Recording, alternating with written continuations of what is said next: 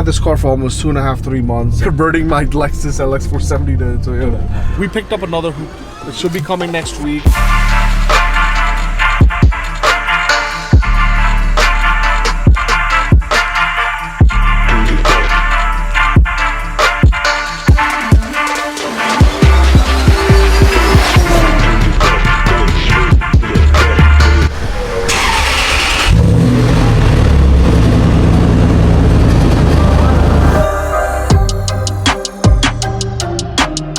What's up, guys? Welcome back. Finally, the day is here. We're gonna do the review for the LX470. I mean, I had this car for almost 2.5, 3 months, and we haven't done a proper review on it. Thing is, this car, out of all cars, needs a proper review because it has so many quirks and features.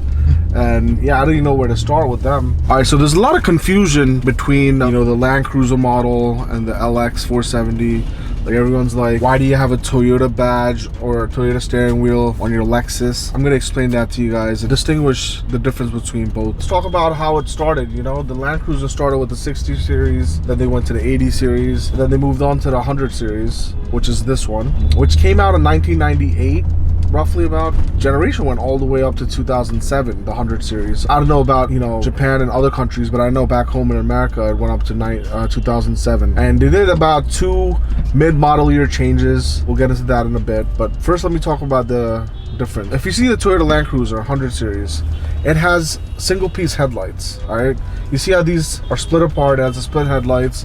It has one projector, the one in the middle for your high beams. That's the difference which you can say between the Land Cruiser and the Lexus. Now, in Japan and a lot of other countries, obviously, that sold these cars, there was a model called the Toyota Cygnus. Now, the Land Cruiser came in a diesel model. So if you see a Toyota Land Cruiser with the single headlights, majority of the time, or all the time, this side of the world, in India at least, it is a Land Cruiser. It's a turbo diesel. I think it's a straight 6. I'm not sure. I don't remember. I haven't really looked into the diesel engines, because the one I wanted to get was the V8 petrol, and that's the one I got, because that's the one I grew up seeing around, because we didn't have the diesel models in America. We only had the V8, gasoline engines. All right, so when a lot of cars in India were sold with the Lexus package, why I say Lexus package is because they're basically Toyota Cygnuses sold with these dealers, these importers. They used to basically sell it with, this Lexus package or the Lexus kit. They used to sell it with the grille, door sills, even the engine cover, steering wheel. They used to swap everything out and then label it Lexus. Lexus is an American brand. They never sold in Japan. Obviously, they were made in Japan, most of the models, and then imported to America, and then, they get assembled there with the Lexus kits, I guess you could say. The LX470 is basically a Toyota Cygnus, you can say. Glad we got that out of the way, that confusion. So remember this, Land Cruiser. If you see a Lexus, in other words, basically, the Lexus never came in a diesel back in the day. All right, this model, the 100 series Lexus, if you see a Lexus diesel, it's a Toyota Land Cruiser conversion. All right, it never came as a Lexus diesel. It's always that 4.7 V8 petrol, aka the Toyota Cygnus. I kind of like it. I wish I could do the. What do you think, Roll? You think I should do a Cygnus conversion? I mean, I already got the steering wheel. I already have the Toyota badge. I just need the front badge. And shout out to my boy Deep. He 3D printed me a Cygnus badge. So let's see. I mean, I don't know if I can do the conversion yet because I need to find that front logo. Anyways, that's for a different episode. Converting my Lexus LX470 to Toyota. So yeah, I mean, I'm glad we got that out of the way. The confusion everyone has. Why does this have a Toyota badge? All right, so 98, this model came out. Came with a 4-speed automatic. A lot of cool features, like Toyota calls it active height control. Basically, there's 3 modes of height adjustment. There's a high setting, there's a neutral setting, which is your middle, and then there's a low setting as well, which is probably your, I want to call it the stunt setting. If you have big wheels and you put on the low setting, it looks sick. Unfortunately, I don't have any big wheels. I do have the low setting though, and it's a cool option. You can actually drive around. So basically, when you put in the low setting, it goes back up. When you go above 20 miles an hour or 20 kilometers an hour, it's back to the neutral height. This is a self-leveling kind of suspension. I don't know if you notice, Ruel, when people get in and out of the car, did you notice the car just randomly going up and down? You ever notice that? No, but like it's so smoothly done, so like. Yeah, but that's what she said. A lot of people don't know this. I mean, they won't notice it, but I notice it because it's my car, and I notice these stupid little things. Believe it or not, when people get out of the car, or people even getting in the car will randomly just lower itself or raise itself, and you're just like, I'll just be like, did I do that? Like, did I hit the lowering button? No, actually has a self-leveling system, which is really cool and really advanced for it being an older car. I mean, 1998, this option was there, so it's pretty cool. So here it is, guys. You're gonna hit the lower button.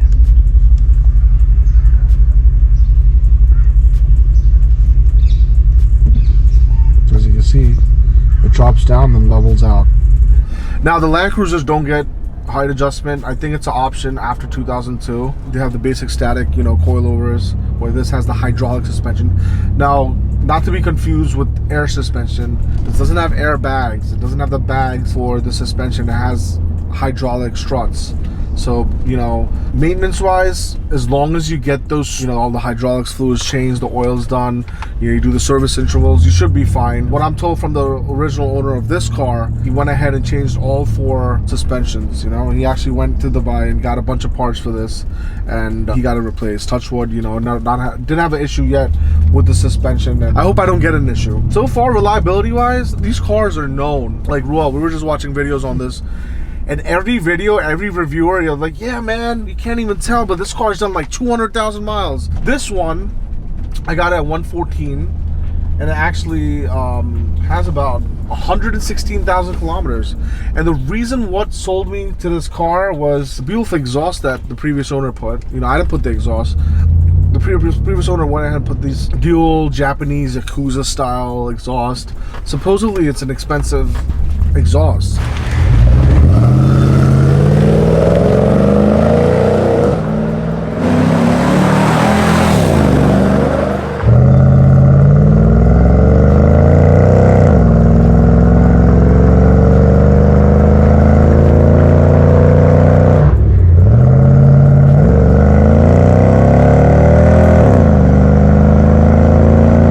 The axle back, it's not the full exhaust system. I am planning to do a full exhaust, you know, maybe even a decat, because it doesn't have these 2 big catalytic converters. So, you know, go ahead and get rid of the secondary cats and make it sound better, let the car breathe a little better, you know. Besides the unfortunate event we had on our way back from Goa with the whole coolant pipe coming apart and blowing water everywhere, and, you know, forcing this car to, you know, overheat. Other than that, the car's been really good, touch wood, you know, other than the fact that the fuel, the miles per gallon is horrible. Other than that, it's a great car, you know. I don't regret owning it at all. I went ahead and upgraded the wheels from the newer Land Cruiser, from the 200 series. They're 18-inch compared to the 17-inch.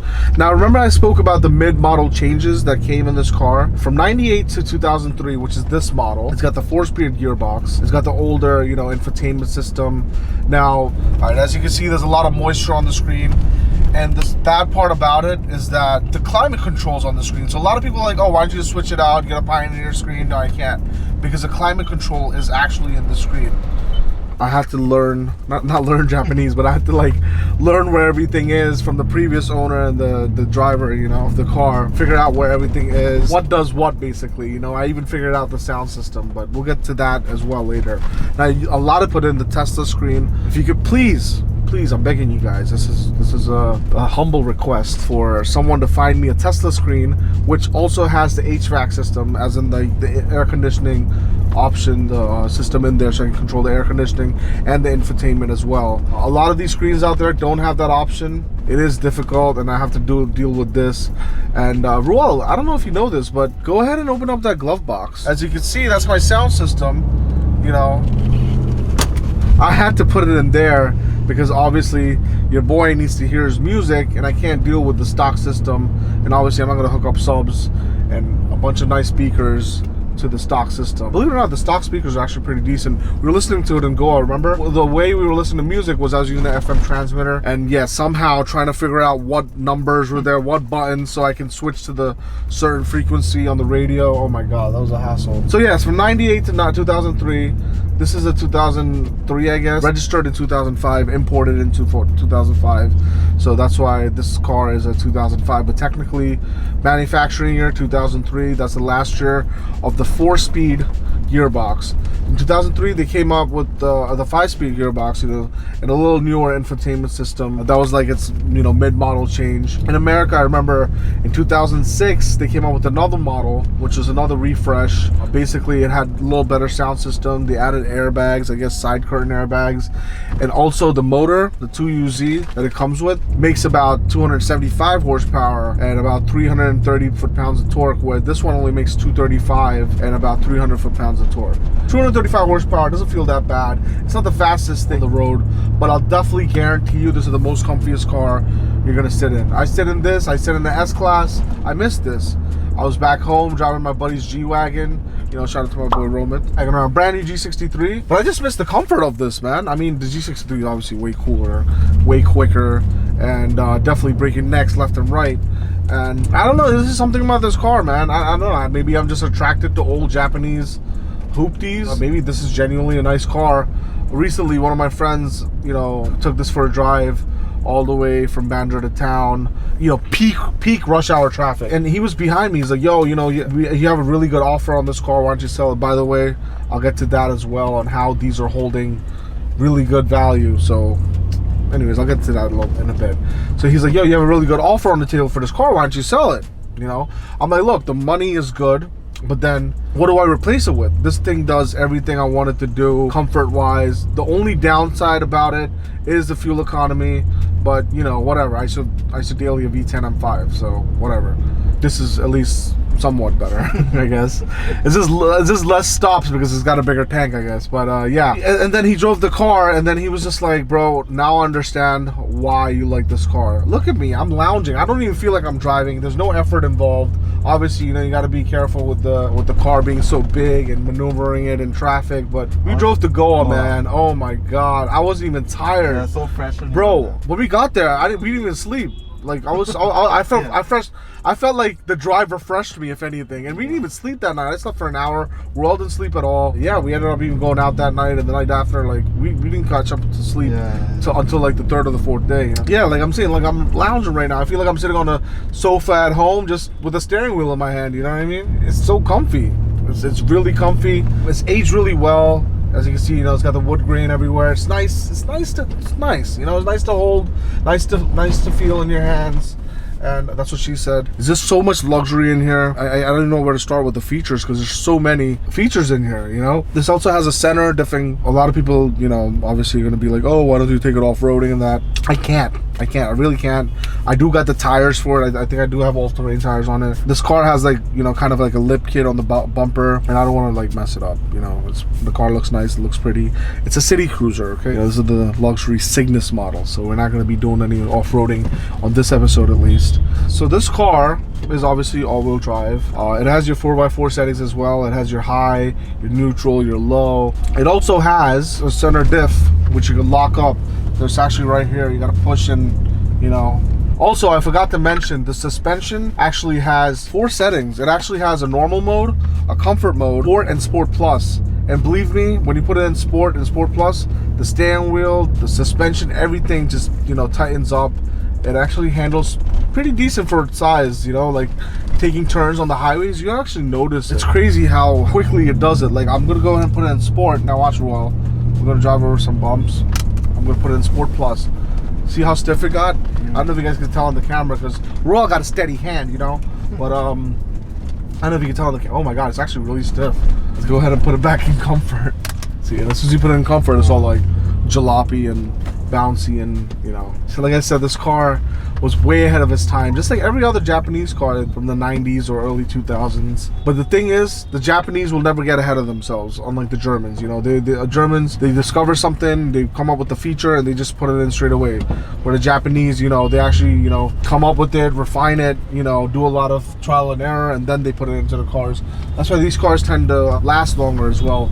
And it's also easier to figure out diagnose a problem if there's an issue in the car as well, compared to like a German car where you have to go looking around. Not saying that German cars are unreliable, but Japanese cars are obviously way more easier to work on and get parts for, and cheaper as well. This car was wrapped matte black, believe it or not, when I first got it. I took the wrap off. Fortunately, the paint was pretty clean. I had to do, the front bumper, the rear bumper. Shout out to Redline Auto House. did an amazing job. Painted all 4 doors as well. So they did an amazing job. As you can see on this as well, this car is shining. It brought the paint back to life really well. I might comment below what color you think I should paint it. I'm really debating if I want to like paint it the same color as the Nissan. You know, Abyss is black. It'll look pretty cool on this car. It looks period correct as well, and it'll look black, give it that nice feel. Yeah, it'll look pretty cool. Comment below if you guys think I should do it. I probably would have done it by now, but you know, Akshay at Redline was just like, yo, I'll at least take a month and a half to paint this car because it's such a big car. Yeah, you got to take it apart and everything, and a lot of little rust issues here and there that you're gonna have to like, you know, look after. So definitely don't want to wait that long. The paint's completely fine. Like I said, my policy, if it's not broke, why fix it, right? So yeah, right now we're gonna talk about the features of the car. Now this car has a lot of features. You know, you got your memory seats, projector headlights, and they also swivel when you turn the steering wheel, which is pretty cool. Definitely came in handy on the COD. You know, dark roads in general in Goa. Telescopic, electric. You know, this is back in '98, bro. It also got active height control. Guess what time it is, guys? It is time for the Ruel legroom test. So this is the back seat. This is with the full seat back, with me sitting back there. You know, how's the legroom? Not that bad, right? It's cool. No, I couldn't fully stretched out though. I know, this is like the seats all the way back. That's me sitting there. But put the armrest down and you feel like you're at home on the sofa, right? As you can see, Ruel's about to pass out. Because, yo, by the way, give this video a like because Ruel just fixed his sleep schedule. He's actually sleeping at nighttime now. So yeah, past 4 days. The last 4 days he's been sleeping at nighttime. So big shout out for Ruel. Go ahead and like this video right now, just because Ruel's sleeping on time. And legit, insomnia is a problem. I have dealt with it. I still deal with it once in a while. And Ruel is a perfect example. I mean, it's a lot of sleepless nights. He's gone through a very rough breakup with his ex-girlfriend. Yeah, right. I'm just kidding. I get in the back. So another way you can tell that it's not a Toyota Land Cruiser or a Cygnus, you know, can tell it apart, is that the Cygnus and the Lexus obviously came with a 2-piece trunk where the top opens up. And then you can even open the bottom. Now, a lot of people complain. I'm sorry, it's a mess. But a lot of people complain. You know, you have a hard time getting to this stuff. I'm one of those people. You know, I think it's really difficult accessing my luggage in the back after this, but it's a pretty cool thing. You know, you can sit down, hang out, drink some beers with your friends, you know, smoke a few stogies. We had dinner. You know, wait, hold on. let me prove to you we had dinner, because even after I asked Ruel not to drop the butter chicken on the tailgate, my man went ahead and dropped. But that was on the way back from Goa when the car exploded. There's proof that, you know, we can eat right here. You can see, look at the stain. Camera over here. Look at the stain. That's a butter chicken stain. You see that? It's a butter chicken stain. That's all you, Ruel. Ruel's me interior detail. Right, let's go ahead and do the Ruel. Wait, I still gotta move the seat ahead. Go ahead and flip the seat up so Ruel, Princess Ruel, can get in easily. Hey. I feel there's more space here. Oh my god, it's like you entered a whole different car. Look. Let me put this down so the audience knows it's for real. Look at that. Put this down. So much legroom still. Yeah. It's like a Maybach back there. We're gonna go ahead. There's cup holders, AC, and the window also opens up, no? Yes, this window opens up. We're gonna show you that in a bit. What's the cup holder? Oh, nice. 1. 2.5 cup holders in the back. 1 ashtray. We got an ashtray too? Yeah, under the cup holder. What? There's an ashtray back there? I've never been back there, so I don't know. But yeah. How's the legroom? Show everyone the legroom.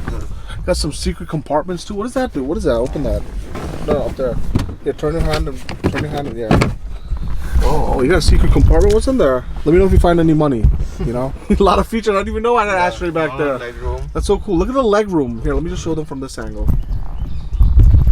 That's Ruel in the back. Alright, just so no one, you know, says it's photoshopped or something. Look at the leg room. Bro, when was the last time you had this much leg room? Yeah, I didn't even have that much legroom in the front. You didn't have this much legroom in the front. Because you know, so if you're in an LX or a Land Cruiser or a Cygnus or whatever, and they tell you to sit in the back, that's like this is the only place I wouldn't mind sitting on third row, honestly. Like otherwise, like in the Thar, I wouldn't probably sit in the second row. But this you would in the third row. Yeah, like I did in Goa also. Look at the headroom too. It's got this little indent in the roof for the headroom. Not bad. Damn, Toyota, man. They really up their game. Light, AC, cup holder, ashtray, everything. What else do you need? Window. Roy, you should just move in and pay me rent. Yeah, I got that one other seat tied up because we only need one seat. You know, it's a 6-seater. Let's get Roy out of here so we can continue the video. Yeah. It's still a pain in the ass to get out if you're like a big guy like Ruel. You know, big, tall, muscular man. Drinks his milk every day and coffee. That's the only way you drink milk. How many cups you had today already? Nothing. Nothing? No wonder your hands are shaking. So check it out. You got ashtrays on both sides. You got one over there on that door. Got one here. Obviously, you got one up front. But yeah, check it out. Ashtray, it even comes out so you know you can do your dirty business. Get rid of the evidence. Put it back. Close it. You know, leather door cards. Obviously, you don't get that in the Land Cruiser. Probably not. I haven't seen a Land Cruiser, so I don't know. But yeah, leather stitched door handles, leather door cards. You got your wood grain. You got your wood grain over here as well. Super, super luxurious. That's all I gotta say. And this interior has aged so well for being a 18-year-old car. So yeah, that's what sold me on this car, by the way. The reason why I bought this car is obviously the exhaust note and the fact that the interior was so clean. So if you find a clean example, guys, pick it up. It's the best car I've ever owned. Not being biased, but one of the best cars I ever owned. Yeah, these are going up in value. The cheapest one After this video, especially after this video, you know, and it seems like every car I get, I'm not saying because of me, but it just seems like every car I get, I start to notice these cars on the road more. You notice it? It's like GTA. When you get the car, you notice it on the road. But as soon as I got this car, I started to notice it more on the road. Also, the prices went up. You know, now the cheapest car online the person's asking like 15 lakhs, around 15 lakhs. I got an offer for mine a little more than that. Like I said, you know, somewhere right inside 20 lakhs. Like I said, what do I replace it with? You know, like I was gonna get the Tar, but I'm just like, I don't want to ride such a, you know, rough car in the city every day. Yeah, it is a diesel. It is more practical. I still might get one. Who knows? For now, this takes the cake because we ride in luxury everywhere we go. Comfy, right, Royal?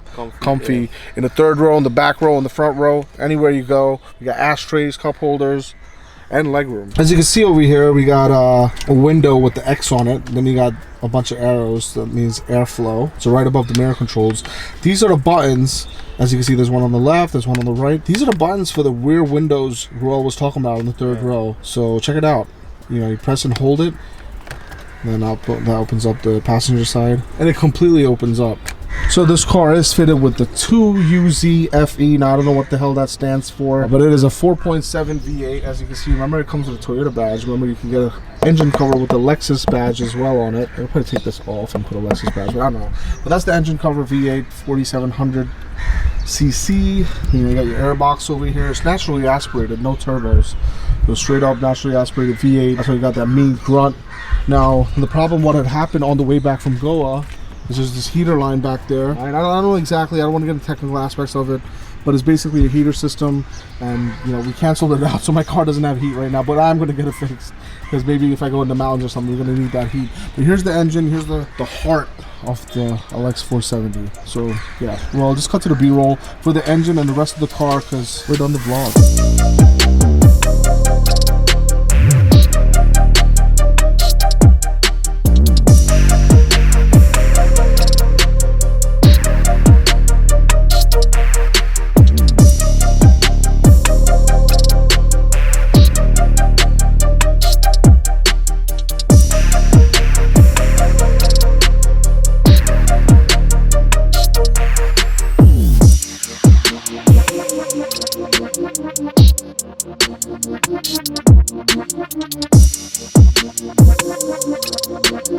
Oh, another feature I forgot to mention, guys. This car has a fridge. You got your normal, you got your Mac. So it's got to fill gas in it. Here is where your 6-disc CD changer is. Oh. Wow, look at that, fancy. Take it out, put your CDs in there. Let's see if you have any CDs in here. I mean, it doesn't matter now because we canceled out the whatever. Put it back. I was originally going to put the sound system, you know, you see the Pioneer deck in there. I was actually going to cut out over here, put in the Pioneer deck in here, but then my friend, you know, shout out to Roadster 77, my buddy Darshit, he's like, let's not mess with the originality, let's just put it in the glove box until we can source the Tesla screen. So yeah, there's 2 compartments, you know, you can open up, you got the fridge, or you can press the other button on top, and then you got your little storage over here as well, you know, little storage. So yeah, pretty cool stuff. Car has a sunroof, obviously. Mine doesn't work, I have to get it fixed. Basically, it hasn't been used in a while, so it has to get serviced. You can hear it, it's just doesn't want to open. It's just stuck. Release this.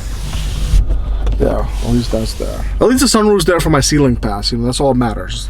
Not like I'm gonna use it. I'm not gonna be getting out of that anyways. But it would be cool to have a sunroof. So I need to get that rectified. But you can see everywhere, man. The car, wood grain everywhere, luxury everywhere, leather everywhere. All right, so I hope you guys enjoyed that episode of reviewing this big old land yacht, you know, the LX470. Comment below, let us know what should be the next mod, if I should mod it, if I should get rid of it. If you have an LX470 or a Land Cruiser and you need any help, let me know. You know, I've done a little bit of research on this, so I know about these cars quite a bit. So any help you require in restoring one, or if you're looking for one, you know, I'll recommend getting one. It's an amazing car. Definitely 2 thumbs up. You definitely need to pick one of these up while they last, while the prices are reasonable. Hope you guys enjoyed the episode. By the way, we picked up another hoopty, but a really low kilometer Japanese car. It should be coming next week. I've already made payments on it, so it is out of Mumbai. It is hopefully getting shipped out today or tomorrow, and it should be here for the weekend, so stay tuned for that. If you have any guesses, now look, I'm gonna let you know it's a JDM classic car. That's all I'm gonna say. It's a JDM classic car from the 90s, okay? That's all I'm gonna say. If you have any guesses, comment below. Once again, go ahead and like this video. Make sure you subscribe, or Ruel is gonna punch a baby in the face. Alright, so go ahead and subscribe, like, and obviously share with all your friends, especially potential buyers who's looking for a nice car but below 20 lakhs. You can definitely get one of these and be having all the luxury you need in the world. So yeah, thanks for watching.